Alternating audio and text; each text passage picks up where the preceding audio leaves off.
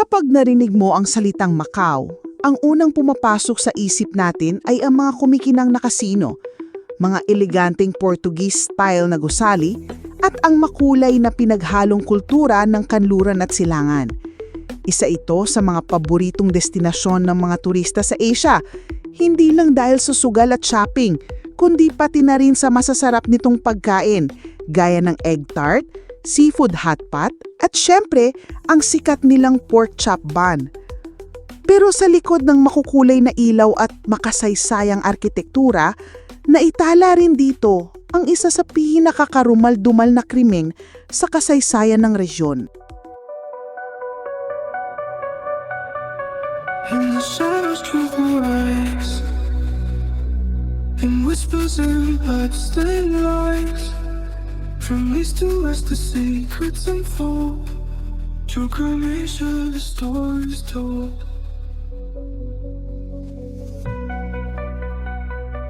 Real stories, real crimes. This is true crime nation.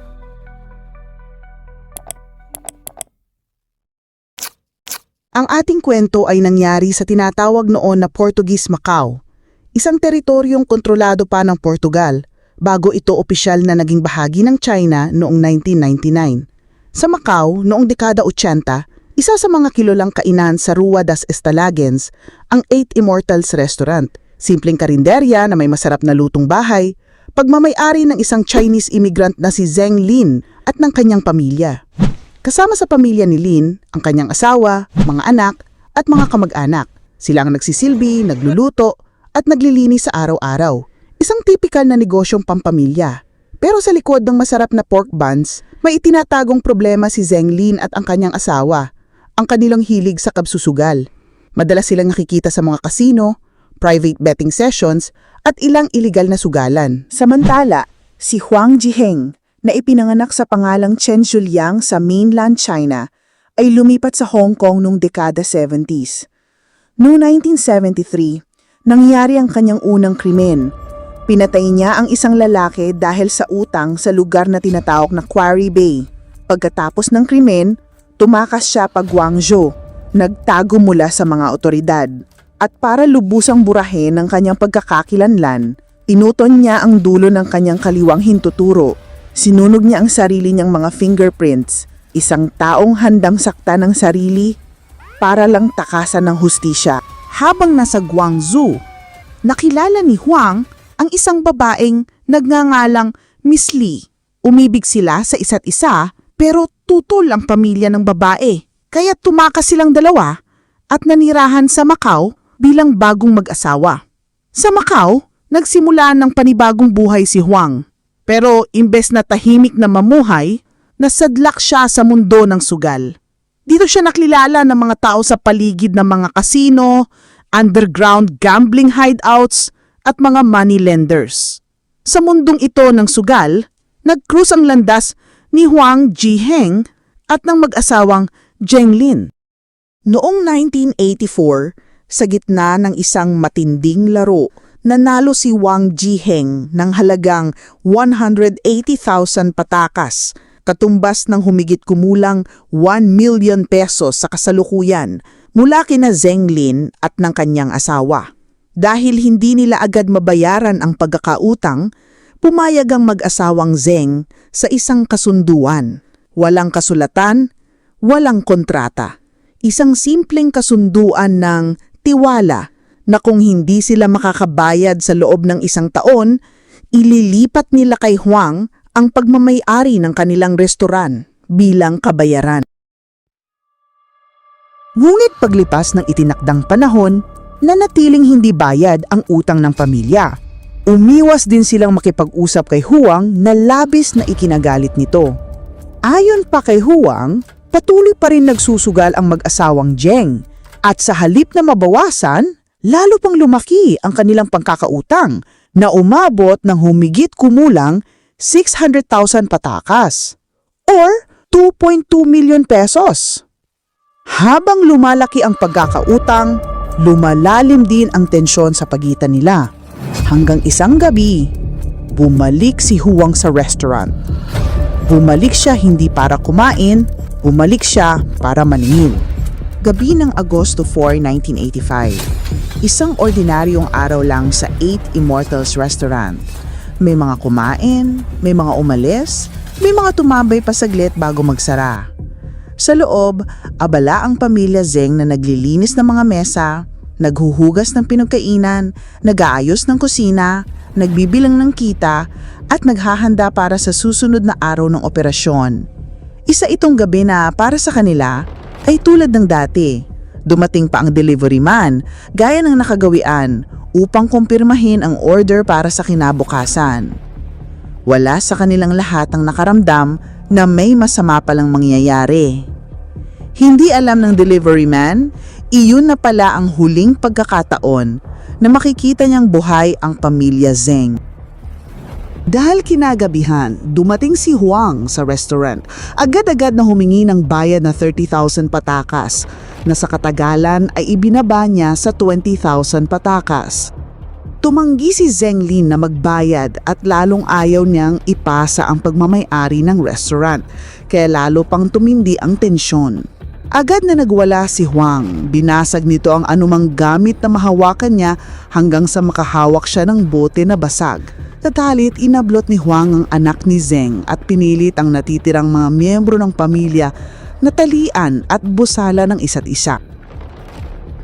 Ayon sa kwento ni Huang, isa sa kanila ang nakawala at nakasigaw. Hinabol niya ito at walang sabing sinaksak sa leeg gamit ang basag na boteng hawak niya. Dito nagsimula ang karumal-dumal na pamamaslang. Pinatay ni Huang ang 8 pang miyembro ng pamilya sa pamamagitan ng pagsakal at pagsaksak. Hindi pa roon nagtapos ang kanyang kalupitan. Tinawagan niya ang isa pang kapatid ni Zeng para papuntahin sa restaurant. Pagdating nito doon, agad niya itong inundayan ng saksak. Sa loob ng 8 oras, pinagputol-putoli ni Huang ang mga bangkay. Ibinalot ang mga bahagi sa plastic garbage bags at itinapon ang mga ito sa dagat at mga basurahan. Matapos nito, nilinis niya ang buong restaurant. Ninakaw ang pera at susi ng vault mula sa katawan ni Zeng at nagpalipas ng gabi sa bahay ng pamilya malapit sa restaurant. Kinabukasan, pagbalik ng delivery man, sarado ang restaurant at may note sa pinto na nagsasabing 3 araw itong magsasara. Nang pumunta siya sa bahay ni Zeng, si Huang ang nagbukas ng pinto at sinabing nasa mainland China daw ang pamilya. Walang nagawa ang delivery man kundi umalis. 4 na araw pagkatapos ng malagim na pagpatay noong Agosto 8, 1985, isang swimmer ang nakadiskubre ng mga putol na parte ng katawan ng tao sa baybayin ng Haksa Beach sa Macau. Agad niya itong inireport sa pulisya. Sa simula, pinaghinalaan ng mga awtoridad na ito ay mga iligal na imigrante na kinain ng mga pating. Ngunit nang isinailalim sa forensic examination ang mga labi, lumabas na ang mga bahagi ng katawan ay malinis na pinutol. Hindi kagat ng hayop, kundi gawa ng tao. Ang resulta ng autopsy ang naging daan para sa malawakang investigasyon sa mga nawawalang tao sa Macau. Sa mga sumunod na araw, nakumpirma ng forensic experts na ang mga naputol na bahagi ng katawan ay nagmula sa hindi bababa sa 4 na magkakaibang individual. At sa paglipas ng linggo, mas marami pang bahagi ng katawan ang natagpuan sa iba't ibang dalampasigan na nagpasiklab ng matinding takot sa publiko at malawakang espekulasyon sa media. Habang nagkakagulo ang lahat sa pagtuklas kung sino ang nagmamay-ari ng mga bangkay, muling binuksan ni Huang Jiheng ang 8 Immortals Restaurant at ipinagpatuloy ang operasyon nito, isang hakbang na agad umani ng hinala, ngulit hindi pa rin sapat upang siya'y direktang idiin, lalo na't kilala naman siyang malapit sa pamilya Zeng at may hawak siyang mga dokumento ng pagmamay-ari ng negosyo. Hindi lang doon nagtapos ang kanyang mga kilos, sinimulan na rin niyang kolektahin ang upa mula sa dating bahay ng pamilya Zeng. Ayon sa ilang ulat, mismo si Huang ang nagsabi sa ilang kapitbahay na umalis na raw patungong mainland China ang pamilya Zeng at iniwan sa kanya ang pamamahala ng negosyo. Binalot ng kaba ang buong komunidad, natitiyak na ng maraming tao na hindi lamang isang dahilan ang nagtulak para ipasa sa pagmamay-ari ni Huang ang isang malaking restaurante. Ngunit sa patuloy na pagsiyasat ng mga otoridad, naiugnay ng mga ito ang mga naputol na bahagi ng katawan sa nawawalang pamilyang Zeng.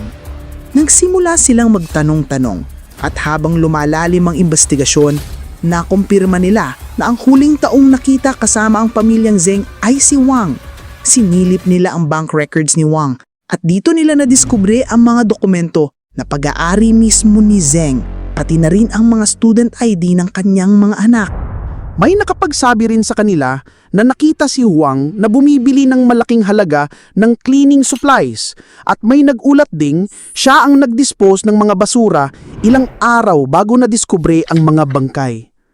Pero hindi lang basta basura ang itinapon, duguan ang mga plastic bag. Isang testigo rin ang nagkwento na narinig niyang may sigawan at ingay mula sa restaurant noong gabing nawala ang pamilya. Pero kinabukasan, tahimik na muli ang lahat at si Huang na lang ang nakikita roon. Lahat ng ebidensya, mga testigo at ang biglaang pamumuno ni Huang sa negosyo ay nagtuturo sa kanya bilang pangunahing suspek. Agad itong nakarating sa kaalaman ni Huang at bigla siyang nawala. Wala na siya sa restaurant, sarado na rin ito at tila ni anino niya hindi na muling nakita sa lungsod. Ang hindi alam ng mga pulis, may plano na pala si Huang. Gamit ang mga peking dokumento, tumawid siya pabalik sa mainland China, bitbit ang ilang pera, gamit at malinis na kasuotan na tila walang nangyaring krimen. Sa loob ng ilang buwan, tuloy-tuloy ang naging investigasyon sa Macau.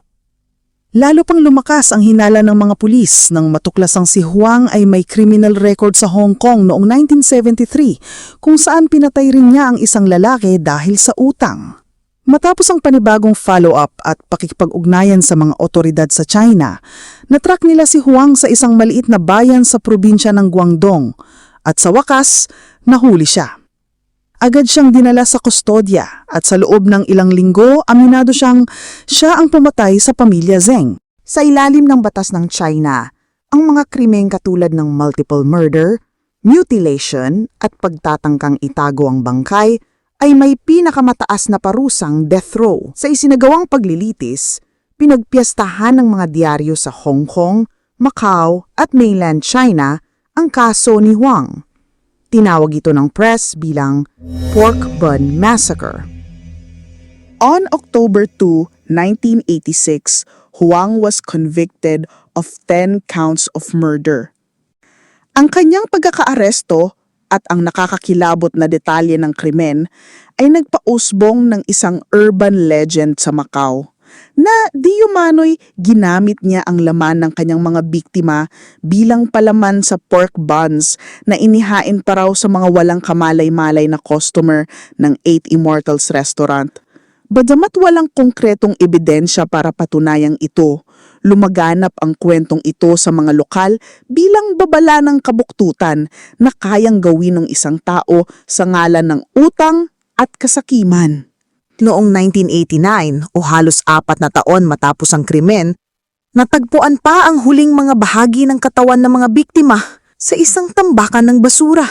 Ang mga bangkay ng 10 miyembro ng pamilyang Zeng ay sa huli ay na-cremate at ang kanilang mga abo ay isinaboy sa karagatan sa may baybay ng Macau sa piling ng mga naiwang kaanak na nag-ahangad ng kahit kapirasong hustisya at katahimikan. Matapos ang kanyang hatol, inatake si Wang Jiheng sa loob ng kulungan ng isa pang bilanggo. Habang nagpapagaling sa ospital, sinubukan niyang tumakas, mulit na bigo.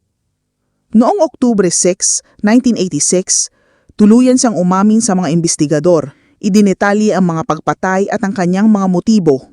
Ang kanyang huling pagtatangkang magpakamatay ay nangyari noong Disyembre 4, 1986. Gamit lamang ang takip ng bote, hiniwa niya ang kanyang pulso sa loob ng selda. Nagsulat siya ng suicide note at isang liham sa isang lokal na pahayagan kung saan sinabi niyang ang kanyang pagpapatiwakal ay hindi dahil sa pagsisisi, kundi para makatakas sa matagal na niyang sakit na hika. Matapos ang kanyang pagkamatay, natukoy sa pamamagitan ng natitirang mga fingerprints na siya rin ang sala rin sa isang kaso ng pagpatay sa Hong Kong noong 1973. Matapos ang pagkakaaresto ni Huang, tuluyang isinara ang Eight Immortals Restaurant at isinailalim sa kustodya ng pulisya. Pagsapit lang unang bahagi ng 1987, naibenta ang property sa bagong may-ari at ilang ulit na ring nagpalit ng pangalan at pamamahala. Sa kasalukuyan, ang dating restaurant at mga apartment sa itaas nito ay bahagi na ng Bashan Hotel. Ang krimen na nangyari sa Eight Immortals Restaurant ay tumatak sa isipan ng publiko at naging sentro ng malawakang balita. Noong 1993, ipinalabas sa Hong Kong ang pelikulang The Untold Story na pinagbidahan ni Anthony Wong. Dito, dramatiko at mas pinalala pa ang pagsasalaysay ng kaso. Sinadya nitong isama ang mga rumor tungkol sa cannibalism o pagkain ng lamang tao. Sa China, ipinalabas ang pelikula sa mga pamagat na The Human Pork Bun at Human Meat Roast Pork Buns na lalo pang nagpatibay sa reputasyon ng kasong ito bilang isa sa pinaka-morbid na true crime stories sa kasaysayan ng Asya. Sa huli, nanatiling palaisipan kung ano ang tunay na nag-udyo kay Wang Jiheng para kitilin ang buhay ng isang buong pamilya. Galit, kasakiman, o sadyang kawalan ng konsensya. Ang Eight Immortals Restaurant ay hindi na muling nagbukas, ngunit ang mga alaala ng gabing iyon ay nananatiling buhay sa kasaysayan ng Macau. Isang paalala na sa likod ng bawat pamilyar na mukha, maaring may nakatagong bangungot na hindi natin inaasahan. Kung naantig ka sa kasong ito, huwag kalimutang i-like at i-share ang video na ito para mas marami pa ang makaalam ng kwento ng pamilya Zeng. Mag-subscribe ka rin sa True Crime Asia